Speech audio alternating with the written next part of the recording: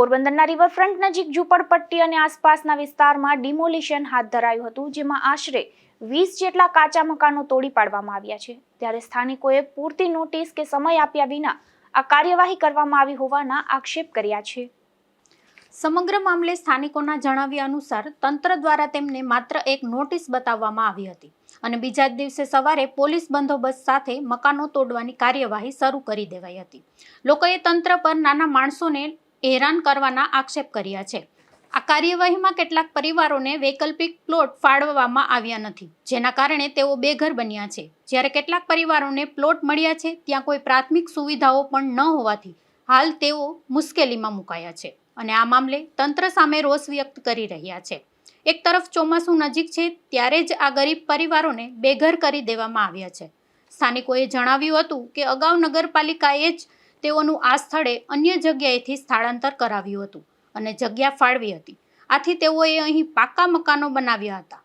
હવે તંત્ર જ તેઓને બેઘર કરી રહ્યું છે। બીજી તરફ અનેક પરિવાર એવા છે જેને પ્લોટ ન મળેલા હોવાથી હાલ રસ્તા પર રહેવા મજબૂર બન્યા હોવાનું જાણવા મળ્યું છે। આ પરિસ્થિતિને કારણે અસરગ્રસ્ત પરિવારોને ખુલ્લા આકાશ નીચે રાત વિતાવવાનો વારો આવ્યો છે। સ્થાનિકોએ આ કાર્યવાહીની યોગ્યતા સામે પ્રશ્નો ઉઠાવ્યા છે। હું પોરબંદરના પ્રમુખ શ્રી વિક્રમભાઈ પુનાનો ભાઈ છું નાનો, અને આ ગરીબ માણસો સતાપી રહ્યા છે અને નોટિસ આપ્યા વગરનો અમુકને પાડી નાખ્યા છે। તો ચોમાસા દરમિયાનમાં અટાણે આ બચ્ચા લઈને ક્યાં જશે? તો મારે સરકારથી વિનંતી છે કે આ 50-40 વર્ષથી અહીંયા રહે છે, તો 50-40 વર્ષના રહેણાંક છે, 40 વર્ષથી રહેણાંક છે અને એને શિફ્ટ કરેલા છે અહીંયા નગરપાલિકાએ 1995 માં શિફ્ટ કરેલા છે। તે છતાંય અટાણે વાં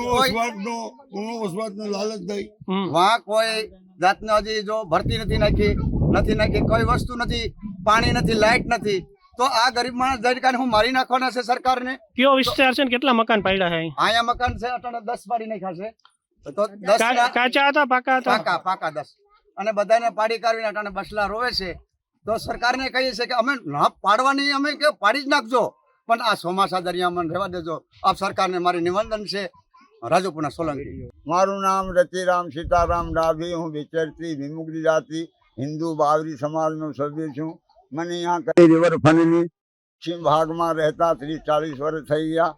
મારી સાથે હાલ રેશન કાર્ડ, આધાર કાર્ડ, જાતિ દાખલો, બેંકની ચોપડી, આવક દાખલો બધા પ્લોટિંગના ફોર્મ ભરેલા છે, તેમ છતાં મારું મકાન આજે પાડી રહ્યા છે સાહેબ। મારા આધાર પુરાવો પ્લોટિંગ માટે મેં ફોર્મ ભરેલા છે પણ હજી પ્રાપ્ત થયો નથી, એના પહેલાં અહીંયા પાડી નાખ્યા। હવે મારું સામાન મૂકવા ક્યાં જાઉં? મામલતદાર સાહેબને ઘેર જાઉં કે હવે ડીએસપી ઓફિસ જાઉં કે હવે પેલા નરેન્દ્ર મોદી પાસે જાઉં? અમારો સામાન ક્યાં મૂકવો? અમારો પ્લોટિંગ તો, મારું મકાન તો પાડી નાખ્યું, પ્લોટિંગ ફાળવેલ નથી। અમે પાડવાની ના પાડ અલ્દેશ અહમદ પરમાર મારું નામ, રહેવું કલીના પુલે, દિવસ પરની 1995 ચીફ ઓફિસર હતા, તે બદલ અમે અહીંયા અમારું બસલા લઈને ગુજારો કરતા હતા। આજે ઓશિતાના આવી અને બધાના મકાન ડેમોચન કર્યા, પણ જ્યારે કોઈ અમને પ્લોટિંગ ફળવી આપ્યા છે એ બદલ માં કોઈ એવી સગવડ કરી આપી નથી અને અમારા પ્લોટિંગ અમને અમારા મકાન પાડી દીધા, ઘર વિહુડા કર્યા અને અત્યારે અમારા બદલા હાવ નોંધારા થઈ ગયા। હવે અમે કેના ઘરે જઈને ઉઠશું? આવી અમારી સરકારની નબળી વિનંતી છે કે જેથી કરી ચોમાસા દરમિયાન રોકાઈ જાય તેવી બંદોબસ્ત કરી આપે।